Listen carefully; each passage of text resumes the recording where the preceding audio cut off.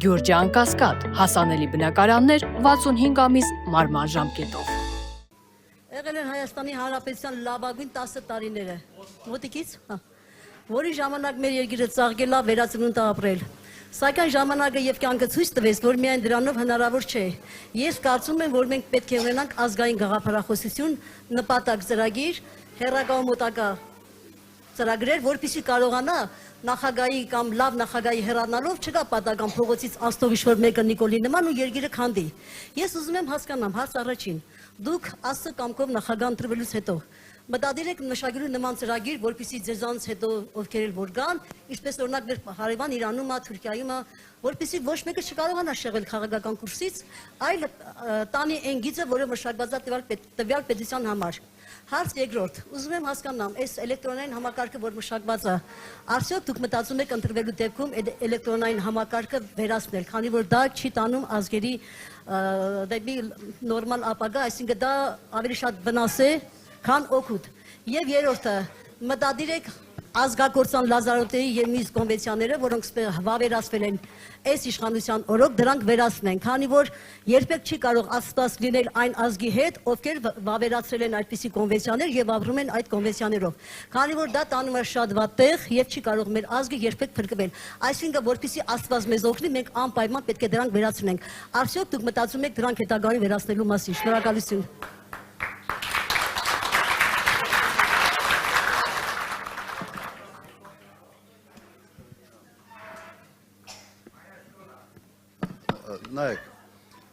Նայեք, ըստ էության հիմքում պետք է լինի մեր սահմանադրությունը։ Հարցը ուղղակի նրա մեջ է, որ սահմանադրությունը այն տարբերակով, որը ընդունվել է հիմա, ինքը բերում է լուրջ խնդիրների եւ ամենից մեծ խնդիրը հենց այդ սուպեր վարչապետության մոդելն է։ Նախագահան դարել է Հայաստանում նախագահի պաշտոնը ամենից անիմաստ պաշտոնը, իրականում ամենից անիմաստ պաշտոնը, ոչ ոք չի հասկանում, թե ինչով է զբաղվում, մեծ աշխատակազմ, շենք եւ շնորհակալություններ հայտնում, դաշնամուր են նվագում եւ այլ։ Երևի դրա համար չարժի ունենալ այդ ամենը։ Ուրեմն մոդելը պիտի փոխվի։ Ես համոզված եմ, որ այստեղ որոշակի լիազորությունների տեղաշարժ պետք է լինի, հակառակ դեպքում մենք խնդիր ենք ունենալու։ Չպետք է գործադիր իշխանությունը որևէ առնչություն ունենա դատական համակարգի ձևավորման գործում։ Այսօր մեկ այդ թվում է, թե խորհրդարանն է անում, բայց եթե խորհրդարանը մեկ կուսակցություն ունի խորհրդարանում մեծամասնություն, ուրեմն ըստ էության վարչապետը հնարավորություն ունի նշանակել դատավորներ խորհրդարանի միջոցով եւ սահմանական դատարան եւ վճռաբեկ դատարան։ Սա մոդել է, որը բերում է միայն խնդիրների։ Սա նշանակում է, որ մեկը մի քիչ խելքը թրծրած է, հանկարծ ինչ հանգամանքներով դառնում է վարչապետ, ամբողջ երկիրն է խելքը թրծնում, որովհետև չափազանց կենտրոնացված է մեկ մարդու շուրջ։ Սա խնդրեմ է, սա փոխելու ենք։ Այլ մոտեցումներ չեմ տեսնում, որ պետականաշինության հարցում հնարավոր է այլ մոդելներ կիրառել։ Հիմա ինչ վերաբերում է տարբեր կոնվենցիաների, կան կոնվենցիաներ, որոնց իսկապես պետք չէր միանալ։ Լիքը կոնվենցիաներ կա, օրինակ Միացյալ Նահանգները չեն միացել։ Բայց մենք չգիտեմ ինչի, sense բան առաջ ընկած ինչ կոնվենցիա, որտեղ ինչ ընդունվում է, անպայման ուզում են միանալ։ Եվ մի հատ նման մի միջազգային մի փաստաթղթի է միացրել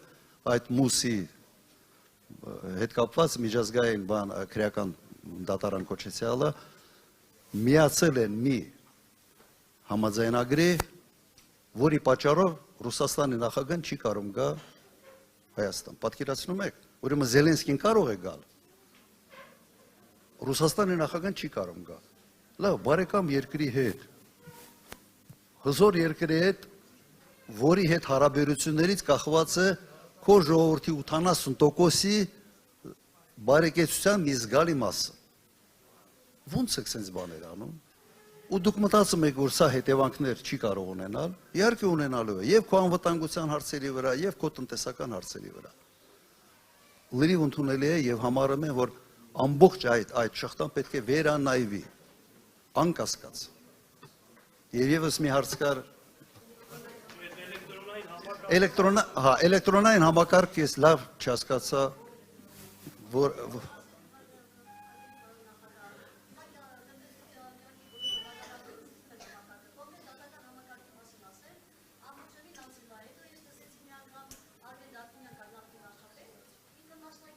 Ես մասնագետ չեմ, բայց ամեն դեպքում ինքը բացատրում էր, թե տնտեսության համար ինչքան վտանգավոր է էլեկտրոնային համակարգի մտցումը, այսինքն բոլոր բնակավարներում պետք է մտնի։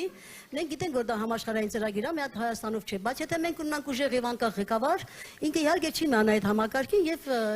երկիրը Չէ, նայեք, երևի ինչ-որ տարբեր բաների մասին ենք խոսում, ես չգիտեմ ինքը ինչի մասին է ասել, բայց ինչ պետք է անենք, երևի խոսքը գնում է որոշակի թվայնացման մասին, հա? Թվայնացումը նայած ինչի համար ես անում։ Եթե թվայնացումը անում ես տոտալ վերահսկողություն մարդկանց վրա սահմանելու համար, սա լրիվ ուրիշ բան է, սա մերժելի է։ Եթե թվայնացումը անում ես մարդու կյանքը թեթևացնելու համար, սա լրիվ ուրիշ ռեժիմ է։ Որովհետև թվայնացումը ենթադրում է նաև հետևյալը։ Օրինակ, առողջապահության համակարգում կոնկրետ մոդել ասեմ։ Դուք ուզում եք գնաք օրինակ հիվանդանոց կամ պոլիկլինիկա։ Դուք չպետք է զանգեք, դուք միանգամից մտնում եք հավելվածի մեջ, լավ երկրներում այդպիսի մոդել կա։ Դուք բժիշկի մոտ ուղղակի գրում եք այցելության եւ ավտոմատ ձևով ձեր ամբողջ բժշկական քարտը, ձեր բժշկական պատմությունը եւ այլ դուք սեփականատեր եք այդ պատմությանը, ձեր կոդով դա հայտնում է բժշկի սեղանի վրա եւ դուք գնում եք առանց սպասելու հստակ ժամը ֆիքսված գնում եք բժիշկի մոտ։ Հասկացաք ինչ է նշանակում թվայնացումը։ Թվայնացումը, եթե դա տոտալ վերահսկողության համար չի, թվայնացումը քաղաքացու կյանքը միայն հեշտացնելու է։ Դուք չպետք է գնաք չինովնիկի մոտ, չպետք է գնաք կադաստրում նստեք, սպասեք մեկ այլ տեղ։ Ձեր հարաբերությունները պետության հետ մի այդ հավելվածով, ձեր հեռախոսով դուք իրականացնում եք։ Այսօր ի դեպ ամենից թվայնացրած քաղաքը Մոսկվան է եւ հարկայինի երես չեն տեսնում գործարարները, քաղաքացին չի տեսնում։ Ամեն ինչը սենց հավելվածով։ Թվայնացումը համար մեկն են իրենք այսօր աշխարհում, Չինաստանն է բավական զարգացրել այդ ուղղությունը, եվրոպական երկրներից երևի Էստոնիան կարող է ինչ-որտեղ մոտ լինի։ Ուրեմն դուք հասկացաք, չէ՞, եւ վատ կողմ կա, եւ լավ կողմ կա, եւ մենք էլ լավ ճանապարհով գնանք, այլ ոչ թե վատ։